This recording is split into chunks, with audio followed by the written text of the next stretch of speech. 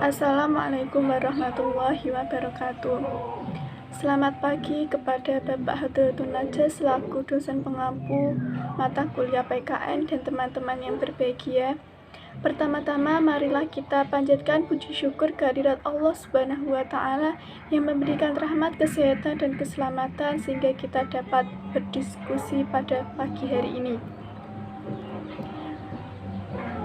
Adapun topik yang akan kami bahas adalah demokrasi. Perkenalkan, nama saya Khalifatul Sa'diyah dengan NIM 023 dan teman saya Safaatul Lutfia dengan NIM 24 dan Rumaiza Sofia Asofi dengan NIM 25. Bentuk budaya demokrasi. Budaya demokrasi merupakan pola pikir dan sikap warga masyarakat berdasarkan nilai-nilai kemerdekaan, persamaan, dan persaudaraan antar manusia dengan kerjasama, saling percaya, toleransi, dan kompromi. Bentuk-bentuk demokrasi. 1. Berdasarkan penyaluran kehendak rakyat. 2. Demokrasi berdasarkan hubungan antar kelengkapan negara. Pentingnya demokrasi dalam kehidupan masyarakat, berbangsa dan bernegara. Pentingnya kehidupan demokratis dalam kehidupan masyarakat. Yang pertama, meningkatnya rasa kasih sayang di antara sesama warga masyarakat. Yang kedua, terjadinya komunikasi yang akrab dan harmonis. Yang ketiga, terhindarnya tindakan kekerasan antar warga masyarakat. Yang keempat, dapat meningkatkan keamanan, ketertiban masyarakat sebab tidak ada yang memiliki rasa dendam dan benci terhadap warga masyarakat lain. Yang kelima, dapat meningkatkan rasa kebersamaan dan kegotong royongan. Yang keenam, menghilangkan rasa saling mencurigai di antara sesama warga masyarakat. Pentingnya demokrasi dalam kehidupan berbangsa dan bernegara. Yang pertama, terjalinnya komunikasi yang akrab dan harmonis antara pejabat dengan pejabat dan antara pejabat dengan rakyat. Yang kedua, terhindarnya tindak kekerasan yang dilakukan oleh pejabat terhadap bawahan atau rakyatnya. Yang ketiga, memberi motivasi kepada seluruh pejabat dan wakil-wakil rakyat untuk bekerja lebih giat. Yang keempat, dapat meningkatkan keamanan dan ketertiban masyarakat. Yang kelima, menghilangkan rasa saling mencurigai di antara sesama pejabat atau pejabat dengan rakyat, sebab dengan demokrasi terbangun jiwa keterbukaan. Yang keenam, makin lancarnya penyelenggaraan pemerintahan. Yang ketujuh, makin meningkatkan kelancaran pelaksanaan pembangunan.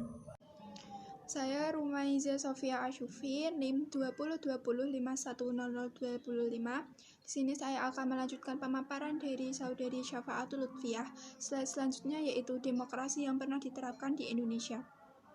Terdapat 4 demokrasi yang pernah diterapkan di Indonesia, yaitu demokrasi parlementer, demokrasi terpimpin, demokrasi Pancasila pada masa Orde Baru, dan demokrasi Pancasila pada masa era reformasi. Yang pertama, demokrasi parlementer. Pada demokrasi parlementer, kehidupan politik dan pemerintahan pada masa itu tidak stabil. Akibatnya, program-program yang dibuat pemerintah tidak bisa dijalankan dengan baik dan berkesinambungan. Yang kedua, demokrasi terpimpin.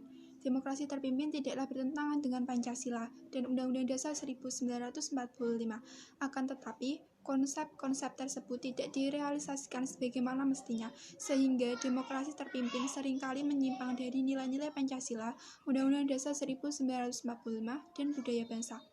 Yang ketiga, demokrasi Pancasila pada masa Orde Baru. Dalam praktiknya, demokrasi Pancasila pada masa Orde Baru ini banyak menyimpang dari prinsip demokrasi Pancasila itu sendiri, seperti pelanggaran demokrasi era Orde Baru, penyelenggaraan pemilu yang tidak jujur dan tidak adil, kurangnya jaminan kebebasan mengemukakan pendapat. Demokrasi Pancasila pada era reformasi memiliki perbedaan dengan Pancasila pada masa Orde Baru, yaitu terletak pada aturan pelaksanaannya. Pelaksanaannya banyak perubahan tersebut seperti pemilihan umum yang lebih demokratis, lembaga demokrasi lebih berfungsi, mewujudkan kehidupan yang lebih demokratis. Slide selanjutnya yaitu aktualisasi demokrasi Pancasila di Indonesia. Yang pertama, dalam aktualisasinya, demokrasi Pancasila didasarkan pada pembukaan Undang-Undang Dasar 45 alinea keempat yaitu kerakyatan yang dipimpin oleh hikmat kebijaksanaan dalam permusyawaratan perwakilan yang mengandung semangat ketuhanan yang Maha Esa, kemanusiaan yang adil dan beradab, persatuan Indonesia, dan keadilan sosial bagi seluruh rakyat Indonesia. Yang kedua, demokrasi Pancasila. Sistem pengorganisasiannya negara dilakukan oleh rakyat sendiri atau dengan persetujuan rakyat. Yang ketiga, pihak yang menjalankan kedaulatan rakyat adalah wakil-wakil rakyat yang duduk di lembaga perwakilan rakyat yang disebut parlemen. Yang keempat, para wakil rakyat ditentukan sendiri oleh rakyat melalui pemilu. Sekian presentasi dari kelompok kami. Jika ada salah-salah kata, kami mohon maaf yang sebesar-besarnya. Wassalamualaikum warahmatullahi wabarakatuh.